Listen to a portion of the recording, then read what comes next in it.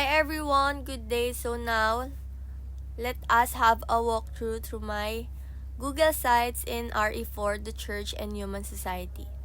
In the home page, you will see my self-introduction and personal advocacy. Second is the Letran mission and vision, and my RE4 journey. Throughout my RE4 journey, I have come to understand the vital role that the church plays in shaping and influencing human society. The church is not just a place of worship. It is a community that embodies the teachings of Christ and seeks to reflect His love and compassion in the world. This journey has deepened my appreciation for the church mission to serve and uplift humanity, especially those who are marginalized and in need.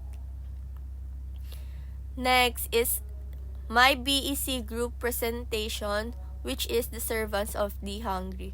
Our BEC advocacy is we, the servants of the hungry, commit ourselves to feed the less fortunate, hungry, especially the sick and the children. Next, you will see my RE4 learning contents, wherein the Module 1 is Understanding the Church and Human Society. In Module 2 is Understanding the Catholic Social Teachings. In Module 3 is Doing Social Analysis. And in Module 4 is Owning the Dominican Mission. And lastly is Social Action Exposure Program. Now, let us proceed to my Silo 1. In my Silo 1 is, you can see here is the Laudare, which is our Biblia Rasal, our BEC sharing. Second is the Benedicere, which is the missionaries around the globe, and the chosen country is Italy. You can see here the recording of our BEC sharing. And the Predicare, which is the mastery quiz, wherein a 15-point mastery quiz focusing on the different concepts learned in Module 1. And lastly is my self-reflection on Module 1. Understanding the relationship between the church and human society is a profound journey that invites us to reflect on the teachings of Scripture. In Matthew 5, verse 14 to 16, Jesus calls His followers the light of the world and a city set on a hill. This metaphor signifies the church's role in the society to shine brightly and provide guidance, hope, and truth in the world, often filled with darkness. The church is meant to reflect God's love and righteousness, serving as a beacon of love and a source of moral guidance. As we reflect on the church role in the society, it's essential to consider how we as individuals and as a community can embody Christ's love and teaching in our daily lives, engaging in the act of service, promoting justice, and sharing the gospel are ways we can contribute positively to society. And next is my Silo 2, wherein my Laudare consists by Panalangin ng Bayan. You can see here the copy of my prayer and the recitation of it. Next is the Benedicere task, which is the photo exhibit and BEC sharing. BEC sharing about the social issues.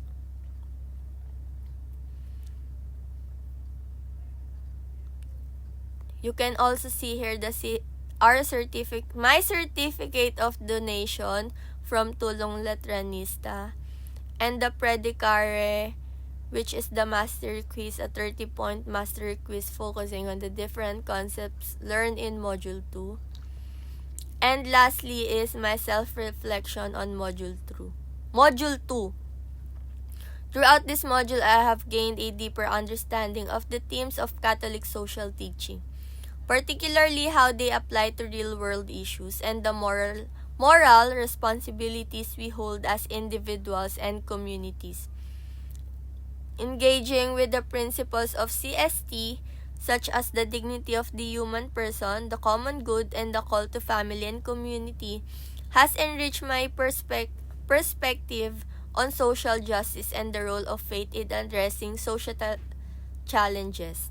I learned that these teachings are not merely theoretical concepts, but actionable guidelines that compel us to advocate for the marginalized and work towards a more just society. This realization has inspired me to reflect on how I can embody these principles in my daily life and interactions with others. Now, let us proceed with my Silo 3. In my Laudare, you can see here my social issue prayer regarding the documentary Kapalit ng Katahimikan. You can see here a copy of my prayer and my recitation of it. A benediceritas of si Judge Act and the documentary Kapalit ng Katahimikan.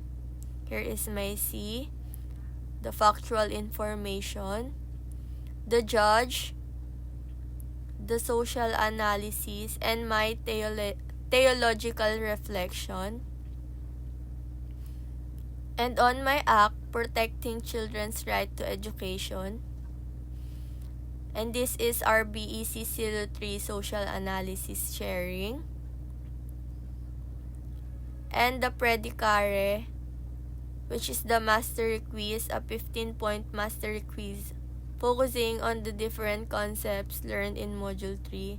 And finally is my self-reflection. Engaging in social analysis has been a transformative journey of learning and discovery for me.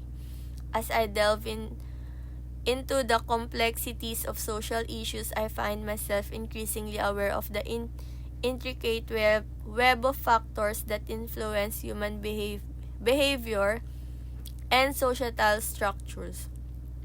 This process has opened my eyes to the realities faced by marginalized communities and the systematic injustice that often go unnoticed. Now, let us go to my Silo 4. In Laudare, you can see my commitment for the promotion of justice and peace, the copy of it, and my recitation of it. In my benediceritas, you can see our BEC group of Salamancan Father, our script, and our YouTube Reels. Our chosen Salamancan Father is Father Fray Bartolome. And the Predicaritas, which is the Master Quiz, a 15-point Master Quiz focusing on the different concepts learned in Module 4. And finally, the self-reflection on Module 4. Owning the Dominican mission has been a transformative journey for me, deepening my understanding of what it means to live out the values of truth, justice, and compassion. Through my involvement in various activities and reflections, I have come to appreciate the importance of advocating for the marginalized and standing up for human dignity.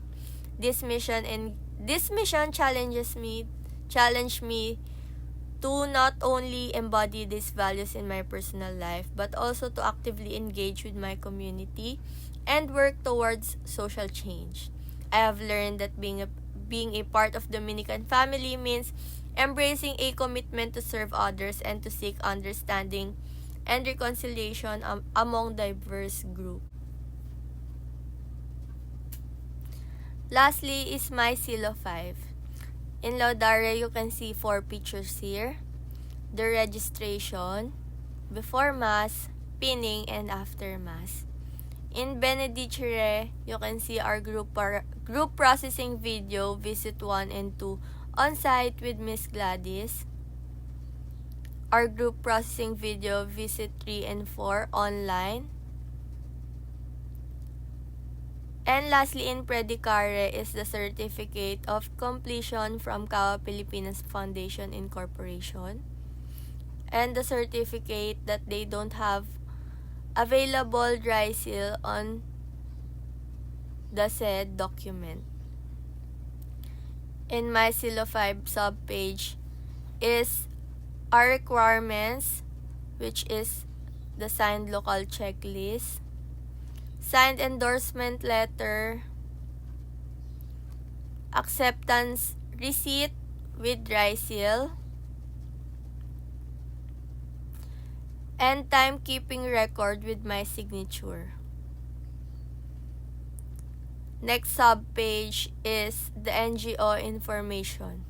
So about CAWA, CAWA Pilipinas Foundation Incorporation is an organization that provides hot meals to people in need and the homeless, which we called our beloveds. The organization was established in August 2020. CAWA Pilipinas is a community kitchen with dedicated volunteers. They are dedicated and motivated to help those in need. They believe that hunger is in our country is a serious topic. You can see here are the 4 pictures of our CAWA. With our president, Ms. May Paner. So welcome to CAWA Pilipinas Foundation Incorporation. Here is our vlog in the CAWA Pilipinas. Next subpage is Visit 1. My Encounter. During our first visit in CAWA Pilipinas was November 9, 2024. We donated our packed meals to the fire-affected community in Pasay City. We engaged in several activities aimed to providing immediate assistance and support to the victims. We started distributing food packs. Our group also organized a brief community gathering where we listened to the stories of the residents, allowing them to share their experiences and feelings about the fire incident. Additionally, we collaborated with local organizations to provide information about available resources for recovery and rebuilding efforts. So my captured dialogue and my reflection. The social issue identified during our visit is housing insecurity faced by victims of fire incidents. The factual information observed about the social issue, factors affecting the social issue, and the CST team and biblical passage. The sources. In my action, my proposed program is Rebuild Together Housing Support Initiative. This program aims to provide comprehensive support for families affected by fire incidents by offering temporary housing solutions, financial assistance for rebuilding, and access to mental health resources. The program will collaborate with local government units and NGOs to create a sustainable plan for recovery.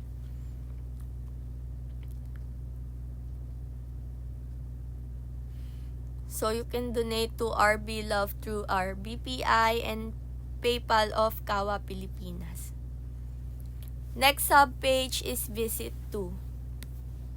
So here is my encounter.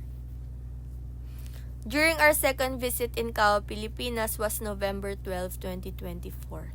We donated our packed meals to the person deprived of liberty or the PDLs.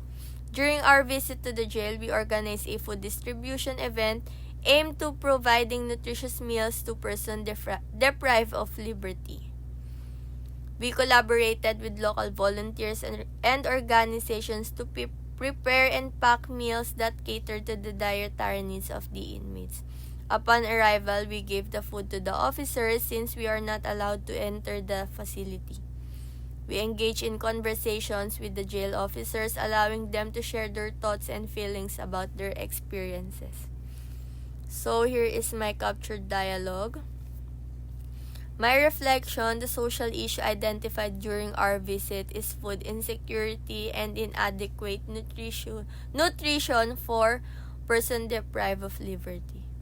Factual information about the observed social issue, factors affecting the social issue, the CST team, and the biblical passage. My action, my proposed program is Nourish to Flourish, Nutritional Support Initiative. This program aims to provide comprehensive nutritional support for persons deprived of liberty by organizing regular food distribution events, sourcing healthy meals, and collaborating with nutritionists to develop meal plans that meet dietary needs. The initiative will focus on ensuring that inmates receive balanced meals that promote their health and well-being. So for donation, you can donate through RB Loves in Kawa Pilipinas, BPI, and PayPal.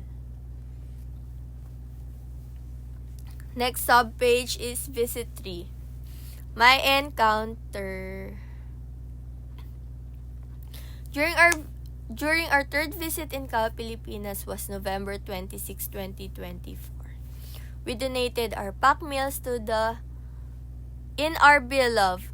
During our visit to Quirino Ave, we organized a food pack distribution event specifically aimed at supporting individuals living on the streets.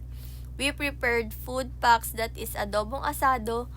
Upon arrival, we set up a distribution area and began welcoming community members with smiles and warm greetings. As we handed out the food packs, we also engaged in conversation, asking about their well-being and listening to their stories. So here is my captured dialogue. My reflection. The social issue identified during our visit is food insecurity and homelessness among individuals living on the streets. The factual information observed about the social issue, factor affecting the social issue, and the CST team and biblical passage. My proposed program is Street Nourishment, Food Security, and Support Initiative. This program aims to provide ongoing food assistance and support services for individuals living on these streets. In the Quirino Avenue area, the initiative will organize regular food pack distributions, establish partnership with local businesses for food donations, and offering workshops on nutrition and budgeting. By addressing both immediate food needs and providing education, we aim to empower the community to achieve greater food security and stability. Again, you can donate for RB Loves through BPI of the Kawa Pilipinas Foundation Incorporation and their PayPal. The next sub-page is Visit 4. My Encounter. During our fourth visit in Kawa Pilipinas was November 30. This was our last visit. We donated our pack meals to DB Loves during our visit to the Loton Post Office, wherein they regularly distribute foods here every Saturday. We organize a food pack distribution aimed at supporting the homelessness community in the area. We arrived early to set up and prepare the food packs, which included nutritious rice meals. As individuals began to gather, we greeted them with warm smiles and friendly conversations. We made sure to distribute the food packs in an organized manner, ensuring that everyone received their share. Throughout the event, we also provide information about local resources for shelter and employment, empowering individuals with knowledge about where they could seek further assistance. Here is my captured dialogue. My reflection. The social issue identified during our visit is poverty and homelessness. Among individuals in the Loton area, this issue affects many people, leading to food insecurity, lack of shelter, and limited access to essential services. Some factual information observed about the social issue, factors affecting the social issue, and the CST team and biblical passage. My action and my proposed program is Pathways to Stability, Housing, and Support Initiative. This program aims to address poverty and homelessness by providing comprehensive support services for individuals and families in need. The initiative will focus on securing affordable housing options, offering job trainings and employment assistance, and providing access to essential resources such as food, healthcare, and counseling. By creating a holistic support system, we aim to empower individuals to achieve long-term stability and self-sufficiency. Again, and lastly, you can donate to our beloved True BPI of Dicao, Pilipinas and their PayPal. For my final synthesis, so the social issue identified as poverty and homelessness. Factual information is high poverty rate. According to the Philippine Statistics Authority, as of 2021, approximately 23.7% of the population was living below the national poverty line. This means that around 26 million Filipinos struggle to meet their basic needs, which significantly contribute to the prevalence of homelessness in urban areas. Second is urban homelessness. A study conducted by the Department of Social Welfare and Development, or DSWD, revealed that Manila alone has an estimated 12,000 to 15,000 homeless individuals. Many of these individuals live on the streets, in makeshift shelters, or in overcrowded conditions, highlighting the urgent need for comprehensive housing solutions.